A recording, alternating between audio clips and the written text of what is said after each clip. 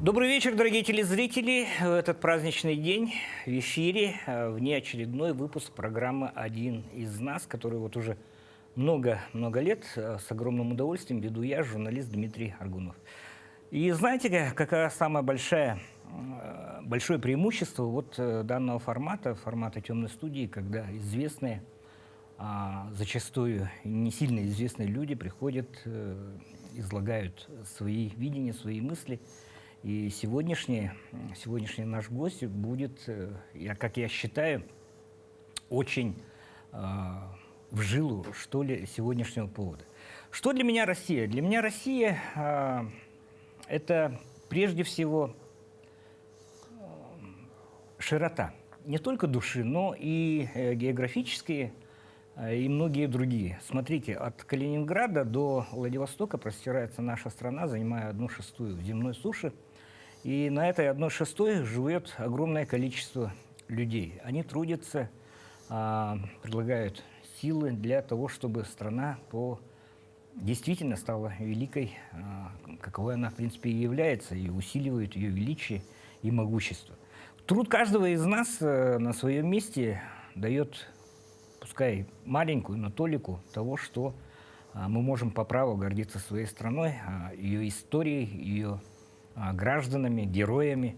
И вот поскольку я очень прикипел к городу, который является средоточием всех тенденций, которые в республике есть, вот есть у меня, я могу сказать с уверенностью, есть у меня давний друг, лет так 40, наверное, уже близко к тому, мы знакомы с разных ипостасей. И сегодня он в неформальной обстановке темной студии, хотя он является заместителем председателя Госсобрания Республики, но есть у него вторая ипостась. Это руководитель Ассамблеи народов Республики Саха-Якутия. Александр Григорьевич Подголов, как еще назвать?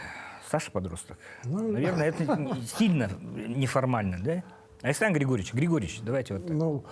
Многие меня по-прежнему называют Саша, там, скажем, мои ровесники, там еще, даже Айсен Сергеевич, когда мы один на один, он меня называет Саша. Поэтому, в общем-то... Не обидитесь. Я спокойно к этому отношусь. Ассамблея народов Якутии. Как давно она существует? Вот слегка об истории этого образования, которое на самом деле является значимым. Дима, ты прям в жилу прям вопрос задаешь. Как будто бы готовился. Нет. Нет, да? Нет. На самом деле, в этом году Ассамблее народов Якутии исполняется 30 лет. 30 лет. 30. Ассамблея народов Якутии создана раньше, чем Ассамблея России. И поэтому у нас очень накоплен большой опыт в работе.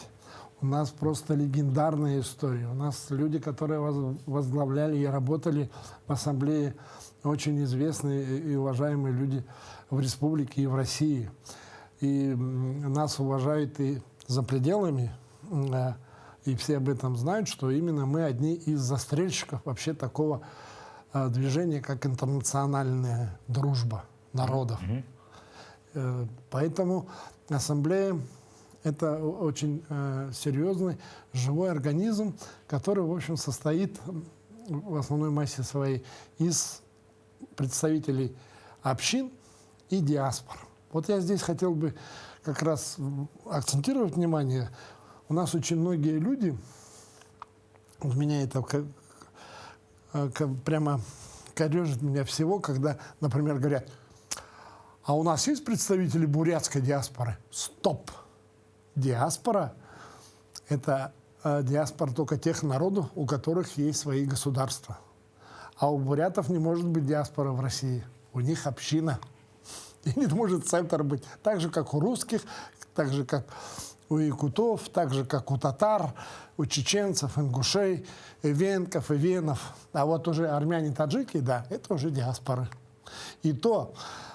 Тут я с некоторыми своими друзьями-армянами, например, разговаривал, и он говорит: диаспора, если у меня все все мы армяне чуть ли не родились и не живем в России, а армяне как историческая родина.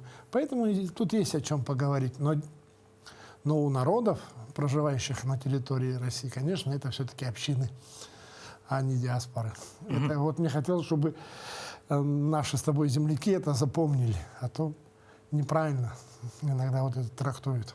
Мы с вами помним времена и комсомола, и иные хорошие времена, да, и вот вы упомянули выражение «дружба народов». «Дружба народов, страна сильна». Это выражение из Советского Союза. И сейчас многие, которые критикуют и поздний советский период, и какие-то определенные вещи, да, они говорят, ну это была формальная какая-то вещь, на самом деле, что произошло с Союзом и тому подобное. Да? Вот она, ваша дружба народов, которая на деле себя проявила. На примере Якутии, Александр Григорьевич, как бы мы могли охарактеризовать вот эту дружбу народов? Есть ли живые примеры вот такого пафосного очень проявления вот этой вот вещи? Вот ты знаешь, нет, конечно, мы сейчас с тобой, чтобы наши телезрители не понимали, что сели тут два старика и начинают сейчас тут прославлять свою молодость, Советский Союз. Им хорошо было там только потому, что они были молодые. Но на самом деле, да, были моменты формализма, о чем мы с тобой будем друг друга обманывать. Но дружба народов-то она существовала и существует, потому что вот я по себе знаю, вот здесь, в Якутске, для меня все равно всегда в первую очередь оставался человек. Его человеческие качества, потом его деловые качества. А потом уже мы можем разговаривать с ним о каких-то там национальных проблемах, вопросах, присущих его народу. Но это уже больше вопрос такой, культурологический. Вот. А примеров можно приводить. Вот мне многие там меня обвиняли, что чуть ли... Ну, не обвиняли, такие посылы делали, что я чуть ли там не русский националист, там еще чего-то, да, потому что русскую общину возглавил. Но при этом ведь никто не знает, что, например, два моих брата, один по линии мамы, а другой по линии отца, женаты на якутках. У меня есть внучатые племянники сахаляры, а уже внучатые внуки, то есть внучатые племянники, которые сейчас, или правнуки, они уже считают себя якутами, хотя на самом деле в них бежит наша русская кровь, да? И у меня отношения в этом плане, я когда был всегда интернационалистом, я и остаюсь им. Даже если взять такой пример, вот я пришел в Илтумен, а у меня мне же никто не навязывал, я сам набирал себе специалистов себе в комитет. У меня все якутки. Ну, как пример. Красивее, значит? Не, ну, и красивые тоже. Но самое главное, у них есть в голове масло, как говоря. Ну, а если дальше рассуждать, можно же привести нашего с того общего хорошего товарища Алиш Забитоглы Мамедова. Да. Это человек, который доказал, и которого избирают кто? Его избирают якуты. Убайли многих жителей Хангаласского улуса, он же проходит по одномандатному округу. Он же не идет по спискам. А именно его выбирает как человека. И при этом здесь... Ну и самое главное, что... Если вы даже вот наш Дом дружбы народов, который возглавляет мой комсомольский друг Антонида Николаевна Корякина, если вы пройдете, ну, посмотрите, у нас люди разных общин и диаспор, когда приходят, просто надо посмотреть, прийти внезапно. Наши взаимоотношения. У нас шутки между друг другом, мы интересуемся судьбой, проблемами друг друга. Если давно не видимся, обязательно остаемся поговорить. И как пример я могу сказать, вот у меня 15 помощников общественных должно быть. И у меня практически эти все помощники представители национальных культурных объединений. Татары, чеченцы, армяне. В 90-е годы вы возглавляете ведь русскую общину. Да? В 90-е годы сочетание русской общины вызывало, скажем так, определенные вопросы. Да? Почему у русских в России должна быть своя община? Вот я могу Дмитрий, вот тут надо вернуться в 90-е годы, когда Людмила Герасимовна меня пригласила в русскую общину, да, я пришел. Я был вот такого же мнения. И когда я слушал, ну, вот мое сердце не совсем с теми идеями, предложениями, о чем там говорили, но оно в разные стороны. Я не шел с ними в параллельном движении. У меня совершенно другие были взгляды на отношения. Я не хочу сейчас... Людмила Герасимовна очень многое сделала. Но когда они назвали еще и русская община, я вообще сказал, почему русская община-то в России-то? Там давайте центр назовем, там русской культуры, там еще что-то. Ну, тогда так решили. Не знаю, ну, я и сейчас считаю, что неправильное название. Но в связи с тем, что сложилось, и общине в этом году тоже будет 30 лет, ну, как юридическому лицу, то я просто не вижу смысла менять название. Хотя, почему не называть русской общиной? Хотя, еще раз говорю, это, ну, неправильно. Ну, с моей стороны. Мне так кажется. Потому что лично я считаю, что в Якутии вот 3 русские, якуты и малочисленные народы, там и венки, и вены, юкагиры, это именно вот составляют фундамент нашей республики. А вот другие народы, да, они вместе с нами, но они больше как листья на веточках. А мы, мне кажется, вот такой ствол серьезный такой. С такими ветвями. С ветвями. Вот именно вот эти народы. Я продолжу примеры. Очень много представителей хангаласского, амгинского улусов, да, на вид полностью славяне, которые, ну, на примере наших общих знакомых тоже, да, иногда плохо говорили по-русски. Ну, как с акцентом говорили, с якутским таким акцентом говорили по-русски. Да, хотя внешне они... Вот, Добрыня Никитич, там, да, там, я многих таких знаю. Да, есть такие. Да. То есть у нас край такой, где спеклись воедино очень многие пласты многих культур, каких-то национальных традиций, особенностей, которые дополняют друг друга, как мне кажется. Ой, нет, вот это же яркий пример 2 народов. Да? Ну, не народов, а представителей. Я не знаю даже кого, русского. Например, это государевы имщики. Просто же вот Добрянцеву Анатолию Анатольевичу, да, царство ему небесное, вот он, то, что он смог сделать, что вот он поднял на этот уровень вообще, и то, что имщики стали гордиться, что они имщиками, что у нас сейчас идет 5-летие государевых имщиков, это же очень интересный народ, у которых там вырастили, по-моему, 3 генералов Советского Союза, да, у которых вообще очень интересная история, как они свои роды сейчас, роды эти, откуда вышли.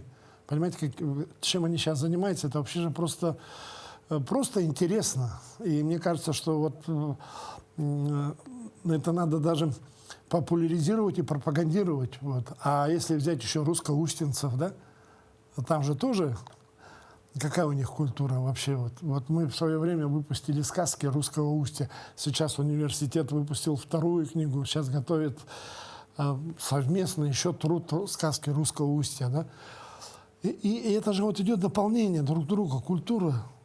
Вот это русских, якутов, юкагиров, чукчей, там у нас где... А вот имщики государевы, это же вообще разговаривают на якутском. Песни поют русские, наряды русские, да? Иногда некоторых встречаешь, как ты правильно сказал, сидит блондин и нучалы бельпапын. Да.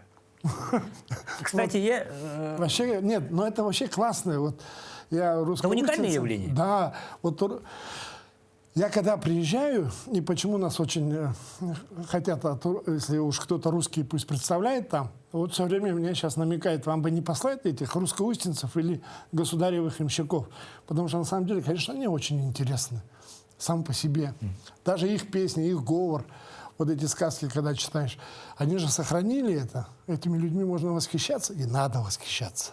То, что они сохранили культуру оттуда, откуда пришли. С Новгорода, с Ярославля. Понимаете, вот.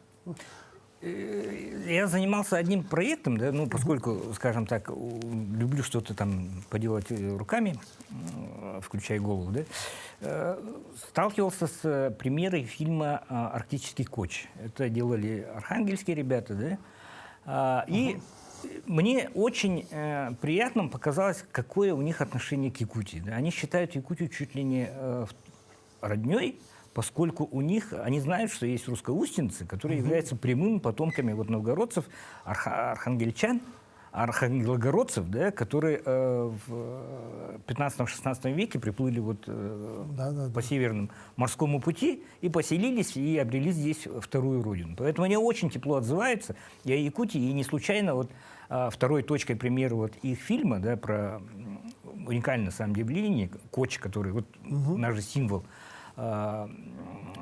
российского влияния на Дальнем Востоке, на Чукотку, на Аляску и так далее, является коч. Такое, ну, простое вроде бы сооружение, но оно прошло сквозь века и доказало свою, ну, скажем так, самобытность такую, значение свое. На этом предполагались грузы, лошади, казаки Семена Дежнева проходили до, извиняюсь, пролива Дежнева, да? Вот, поэтому вообще такие явления, вот укоренившиеся, то, что мы с другими регионами, областями России имеем не только какие-то там культурные связи и так далее, но и натурально родственные, да, вот такие вот вещи. Да. Это, наверное, в каждом. То есть Россия же, если в историю, скажем так, немножко углубиться, это история, которая создается государевыми людьми. Да? Это либо казаки, это либо вот те же ямщики, те же первопроходцы, которые проходили на дальние форпосты нашей Родины. И они закладывали там свои поселения, свои какие-то, создавали новую историю. Поэтому вот такой... А вот смотрите, Александр Григорьевич, Подголовы. Вы сами знаете, вот откуда пришел род Подголовых? Нет, вот, к сожалению, нет. Я, конечно же, знаю. Как, не копался в архивах? Нет, я знаю. И вот у меня мама, например, она родилась в село Мальч, Алекминский район. И у меня сейчас мой товарищ Николай Николаевич Кульбертинов, вот мы с ним планируем в июне или в июле, вот он депутат от Алекминского района, поехать в село Мальчу. И я все-таки хочу маленько поднять там свою родословную. И мой отец с Омской области. Сумской. Да, и я был на его родине, село Почекуево, и я там нашел Подголовых, я нашел своего дядю, которого дядя Вася, тоже мой двоюродный брат, двоюродный дядя. Я его нашел, и мы там познакомились. Поэтому, в общем, так, но надо дальше. Вот в отличие, вот у нас движение сейчас в Якутии очень хорошее есть, которое развивается, да, во многих селах же там прям чуть ли не до 10-го колена своей родословной выстроены. Вот, к сожалению, у нас у русских это очень серьезно хромает. Почему? А вот я не знаю почему. Я вот очень, с одной стороны, я восхищаюсь то, что делают мои друзья-якуты, вот они свои родословные знают. У меня очень много друзей якутов, которые начинают рассказывать, он там про прадеда знает своего, да. А я сижу и думаю, да, я дальше своего деда-то вообще дальше и не знаю, что у меня там. Вот, и поэтому мне кажется, что русским-то надо серьезно задуматься. А то мы, конечно, там, как говорят, там, государообразующий народ, но, по-моему, мы очень много сейчас теряем и в своей культуре. Потому что вот я многим привожу, и вот сейчас, когда с ребятами встречаюсь в школах, да, у нас все знают ИСЭХ, все уважают ИСЭХ и любят ИСЭХ. Вот я прихожу на ИСЭХ, я радуюсь за своих, ну, я не молюсь, как якуты, но я их уважаю, я нормально, очень спокойно жду и слушаю алгыс. А про себя думаю, так, русские, а у нас-то что такого-то есть? Мы-то можем что-то такое? Вот я когда спрашиваю, и получается, что не могут назвать-то русские. Проблема. Значит, называют масленица, но не могут сказать, откуда и почему масленица. Понимаешь? А сказать, а ты выходишь на масленицу, соблюдаешь там вот эти традиции, обычаи во время масленицы? Оказывается, никто. только слышали Масленица. Да вспомнить Перуна, спросить, вернее, Да знаешь ли нет, это? ну зачем? Просто у нас же есть другие, у нас есть День Купала, например, хотя бы. Или давайте вместе, вот мы сейчас Ассамблеей народов продумываем, чтобы в следующем году в Хангаласском Улусе отметить Николин день. Ведь у нас Это же общий праздник. общий праздник Да. у якутов и у русских. Хотя вот начало лета, мне кажется. Хотя вот один из моих друзей, Александр Григорьев, мне говорит, это якутский Новый год. Я говорю, давай вы там порешайте у себя в народе. Что это означает? Все-таки это якутский Новый год или это начало лета? Потому что я когда в своем посту написал, что я встречал якутский Новый год, и мне один мой товарищ, какой-то, не буду его называть, он мне позвонил и сказал, слышь, я тебя люблю и уважаю, ты мой друг, ну что ты вдруг ко мне залез в мой народ и указываешь, когда у меня Новый год? Ну, и я понял, что здесь я, наверное, все-таки не прав. Вот, но Николин день, начало лета, это общий праздник у якутов и русских. Ну, в краю-то, где 9 месяцев зима. Да, и мне кажется, что вот это как раз можно его начинать отмечать. И мне кажется, что сейчас вот русское общение мне что радует, у нас многие русские стали задумываться, что, по идее, это тоже надо возвращаться к своим корням-то. Не только нас должны заставлять западники, чтобы мы наконец-то обернулись. И хэллоуины всякие. Да, да.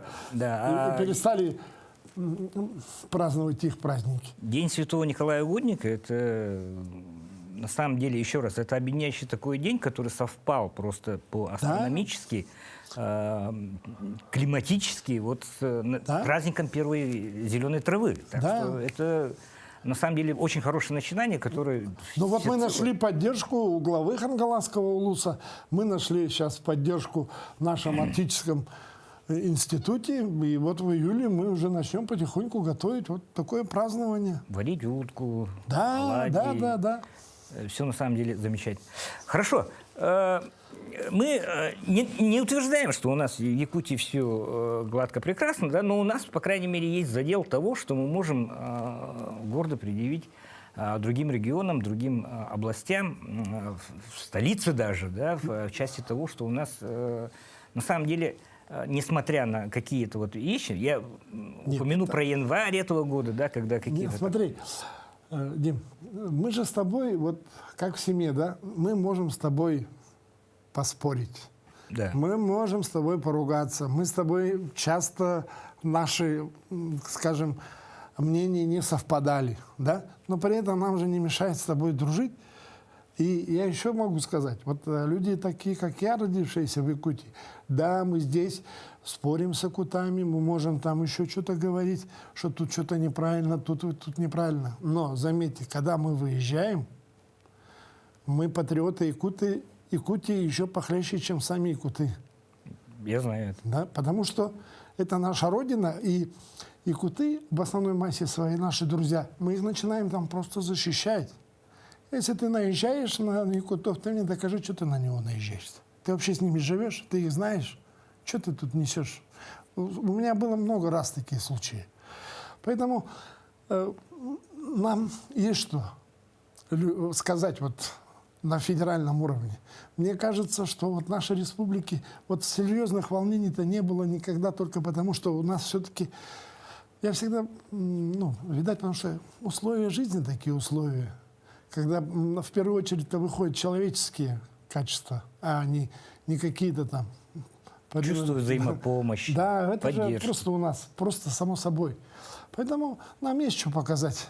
И мне кажется, что не зря мы вот даже на ассамблее, не потому что я там был председатель ассамблеи, а мы сейчас являемся одним из лидеров Ассамблеи народов России,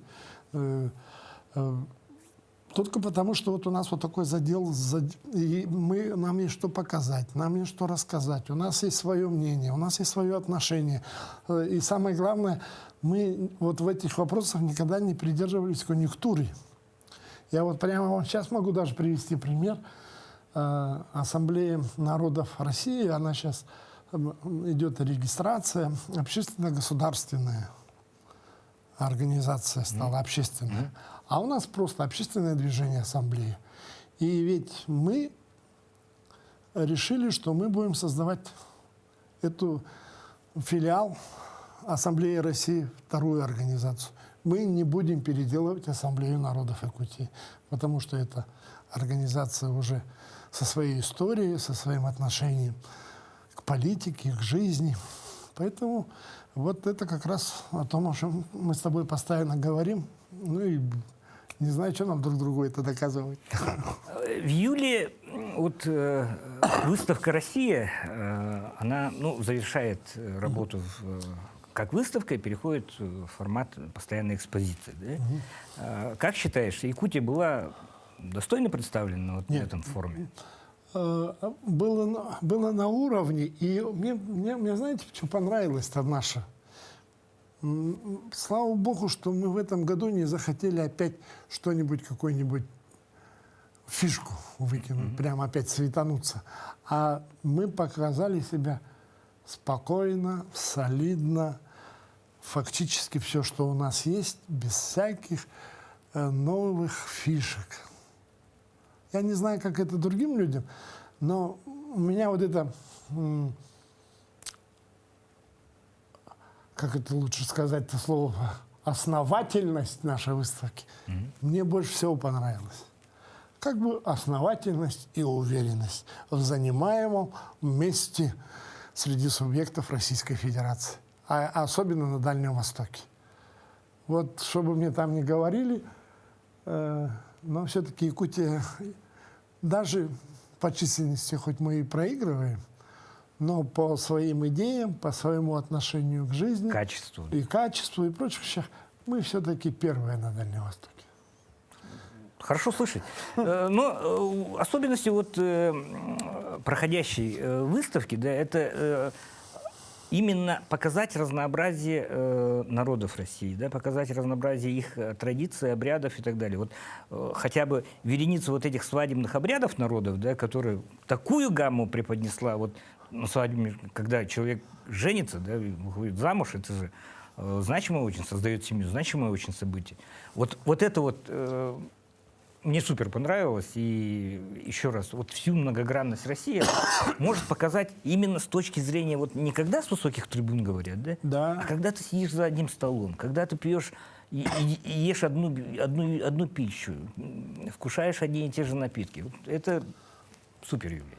Нет, мне это тоже понравилось. И вообще сама выставка, это было здорово, потому что вот я так получилось, что я вот декабрь, январь и февраль, я прямо 3 или 4 раза я был в Москве, я и посещал. И на самом деле, конечно, это грандиозное был форум, мероприятие, которое вот оно длилось. И вот люди, которые там посещают, и все эти регионы. И можно сразу сказать, что, кстати, я так и не обошел ее все. Слишком большая, да? Невозможно просто, да. Не, пробежаться можно, а зачем? Все-таки... Надо вникать. Да, вникать, и все-таки опять еще раз понимаешь, что мощи, именно интеллектуальная мощь, вот ее, и вот эта культурная мощь России. Поэтому я даже в какой-то степени понял, что СВО мы все равно, что бы сейчас ни происходило, мы все равно победим. Угу. Насчет победы. 3-й год мы являемся гражданами, противостоящей в одиночку чуть ли не всему миру страны, да, которая, как последние слова нашего руководителя, у нас нет имперских амбиций в части возрождения Советского Союза и тому подобное, но все-таки мы хотели бы, чтобы вот на 1/6 части суши все-таки преобладали наши ценности, традиционные ценности, наш уклад, наша история. И я думаю, что вот конфликт, который сейчас идет, он больше такой, культурологический. Нечто размазанное, которое противопоставляет нам коллективный Запад, да, и вот то обособленное, опирающееся на тысячелетнюю, многотысячелетнюю историю страны, любого края, ценности и чувство Родины. Да? Я не ошибусь, наверное, если скажу, что вот чувство Родины – это все-таки… Потому что, сколько себя помню, тот же Артем, да, герой гражданской войны на Донбассе, ну, всегда это не было каким-то явлением чуждым для меня, для представителей Саха. Да? Гуляй-поле, родина Нестора Ивановича, это не было там какой-то другой страной. Я помню яблоки, которые присылали маме ее подруги, знакомые с тех южных областей, и они были прекрасно пахли. И для меня, для непривыкших к таким вещам, это был какой-то подарок небес. По героям нашим, да, вот история танка Алеши, ну, пусть она будет, скажем так, после него уже были и другие ребята, и Сунтар, и Соболев, и многие другие. Но история танка Алеши, да, которая, ну, я не побоюсь сказать, потрясла весь мир. Весь мир. Я смотрел записи в Ютубе и читал комментарии, да, ну, очень много таких, которые, ну, дают основания думать, что мы все-таки не зря там какую-то жертву приносим. Про наших героев, Григорий. Не, ну, я знаком со всеми героями, вот кроме последнего 7-го, потому что, который из Алросы, и парня, который, ну, погиб, Сунтарский, да? Ну, вот, ну, я знаком с его отцом. Я могу сказать, что по большому-то счету это обычные, нормальные ребята и мужики. Вот они без каких-либо вот этих, как говорят сейчас, понтов. Это люди дела. Вот я, например, там я не буду без Филиппа, к сожалению, я не могу говорить о том, о чем мы с ним разговаривали, там касалось его дочери, но его отношения, его жены. Понимаешь, другой бы, с другим бы воспитанием, там бы бил бы себя в грудь, да вы чё, да, там, понимаешь?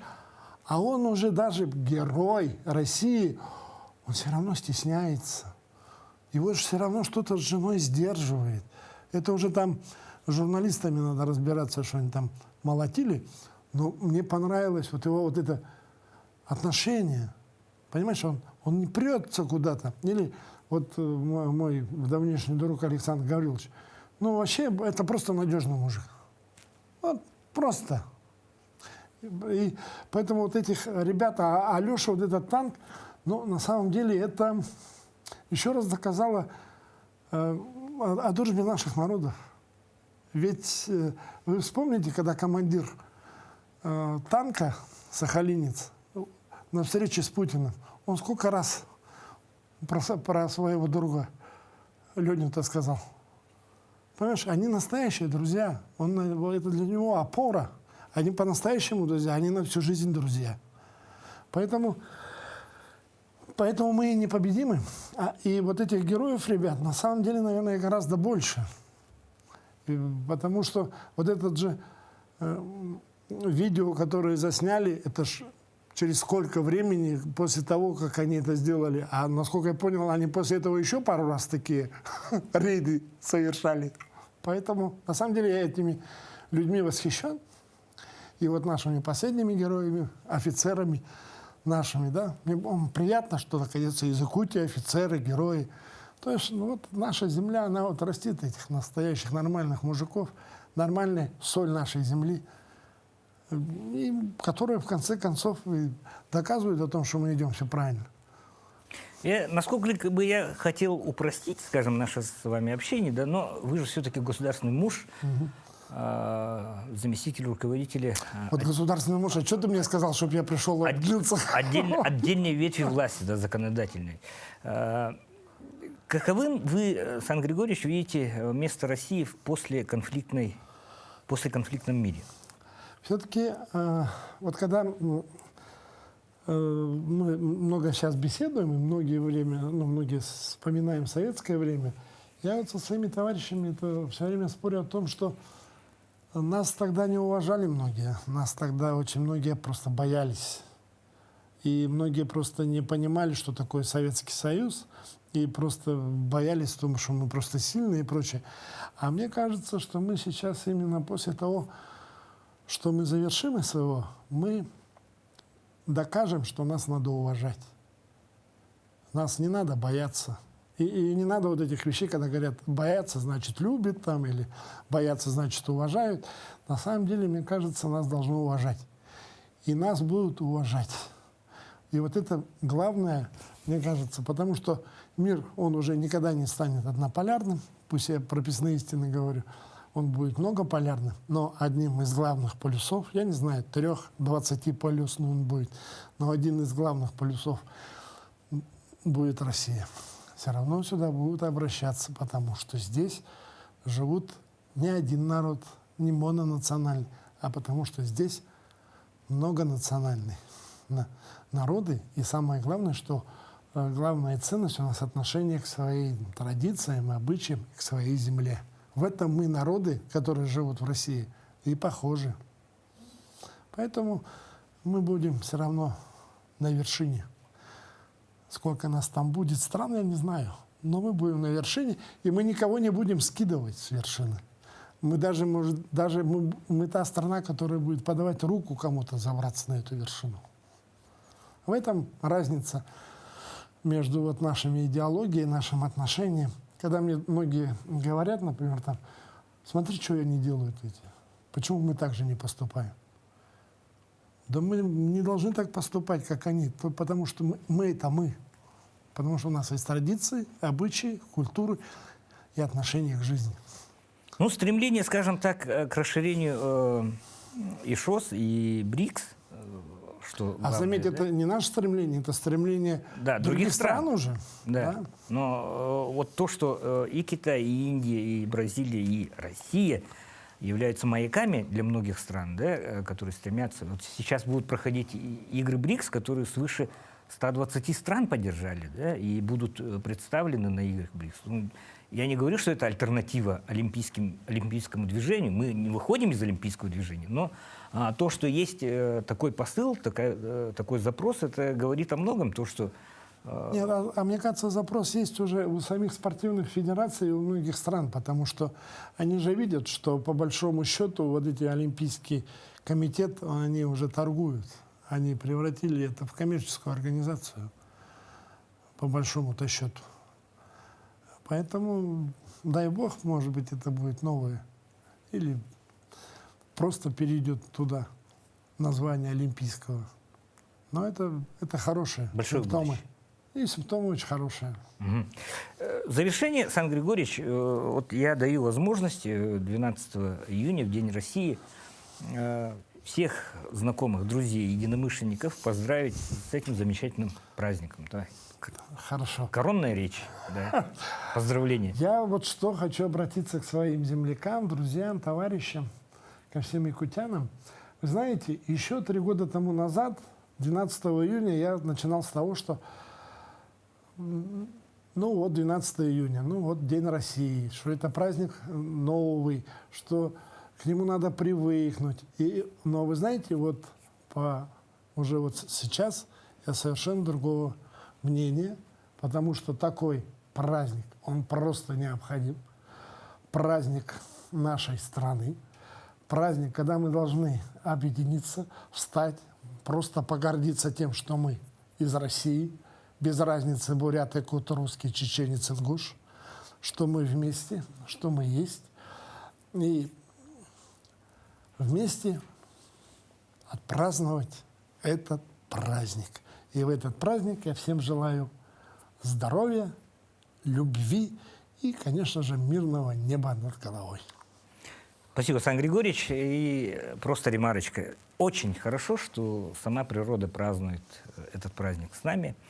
Все в цвету, цветут яблони, все, что может цвести, цветет, все в зелени, вершина лета. И вот на такой хорошей, зеленой, летней ноте я бы хотел завершить, еще раз говорю. Их много разговоров с Сан Григорьевичем на разные темы. Но то, почему Россия велика своими народами, своими гражданами, своими краями, областями, об этом вот именно с вами надо было говорить, с руководителем Ассамблеи народов Республики Саха-Якутия. И еще, что первее должно было быть, заместителем руководителя законодательной ветви власти в республике. Александр Григорьевич Подголов. Спасибо, что принял приглашение. Программа «Один из нас». Смотрите нас в обычные дни по субботам 19:15. Увидимся.